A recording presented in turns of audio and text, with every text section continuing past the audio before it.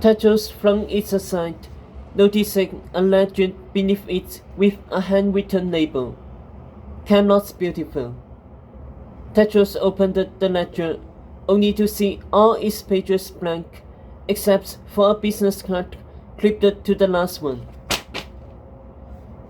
Albemarle, licensed manager, Bank of Pussy. But there was something stuck to the back of the ledger. Tetros realized it. A stack of letters, banded together, addressed to Lady Grimling. He peeled them off the ledger and flipped through the stack, his eyes widening. All of the letters were in his father's handwriting. Tetros, look at this, Lancelot's voice said. Tetros shoved the letter in his coat along with the business card and moved it out of the closet to find his knights inspecting the wall. Black marks stretched across it with a strange wet sheen. Tetros scrubbed his hand across the marks, then peered closely at his fingertips. Shiny black debris like screens had embedded in his skin. Snake scales, said Lancelot ominously. Tetros thought of that black blur he saw in the street. Something was toted upstairs. The two men stared at each other. Lady Grimling, Tetros called out. No answer. Wearily, Tetros ascended the staircase, Lancelot behind him. On the second floor, they found more of scaly black marks on the hallway walls and on a square hatch built into the ceiling, presumably a portal to the attic. More whistling came from the room at the end of the hall. Lady Grimling, are you here? Tetros called again, inching forward. Lancelot drew his sword behind him. Together, they turned the corner into a bedchamber that had been pulverized as ruthlessly as the downstairs rooms. The mattress had been flung off its frame, the white sheets sliced to ribbons, the pillows gutted of feathers. A blue-green butterfly was tilted furiously against the window, trying to find a way out. Tetros' shoulders relaxed. He looked at Lancelot, hunching over the bed. What is it? Tetros asked. His knights held up a torn strip of white sheet. A big splotch of blood had soaked it through. Fresh blood. Lady Grimling, Tetros hollered. Lancelot treaded closest. Tetros searched under the bed and behind furniture. But there were no other brushings or signs that his steward was in this house. Tetros' boots caught on something sticky. He looked down at the glob of black goo beaten to a pulp. A shadow came over him, and he whispered to see Lance looming over his shoulder. It's one of those screams, isn't it? The things that snake is made of, Tetros asked. It's why all the villagers must be hiding.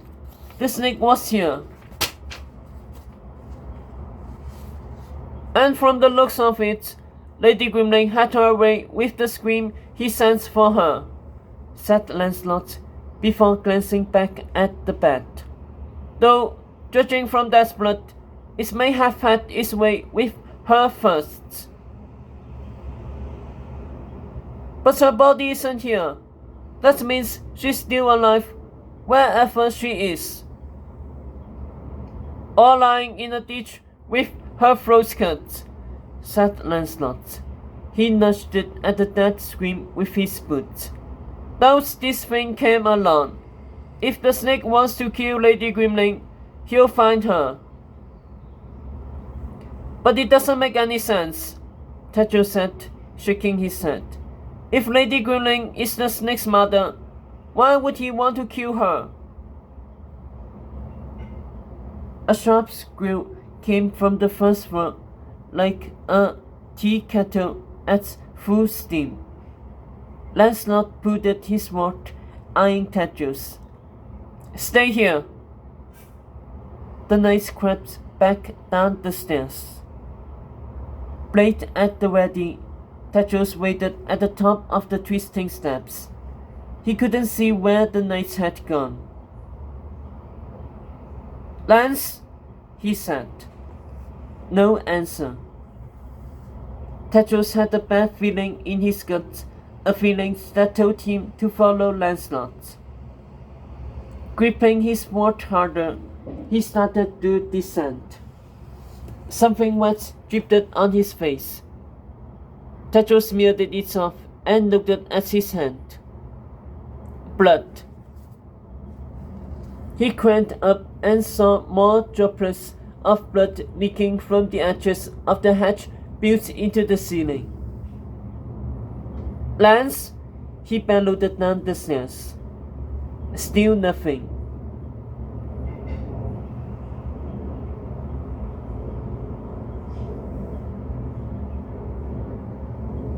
Tetsuo dragged the flayed mattress out of the bedroom and shoved it into the hall. Standing on its edge, he shifted his sword and reached up for the hatch handle, but his fingers couldn't catch it. He jumped a few times, but he still fell short.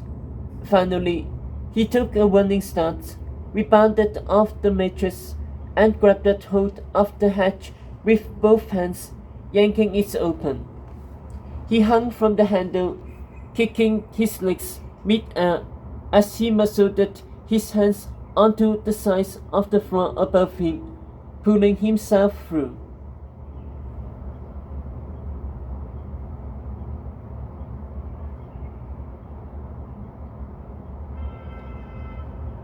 A heavy weight slammed him in the head.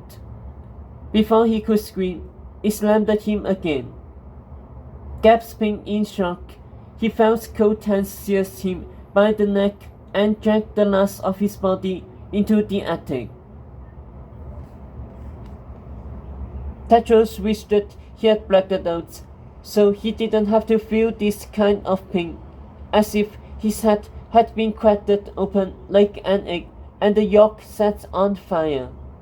Curled up on the floor, he ran his hand down the back of his hair, expecting a mass of blood or blinks, but instead found a swollen lump at the ridge of his skull.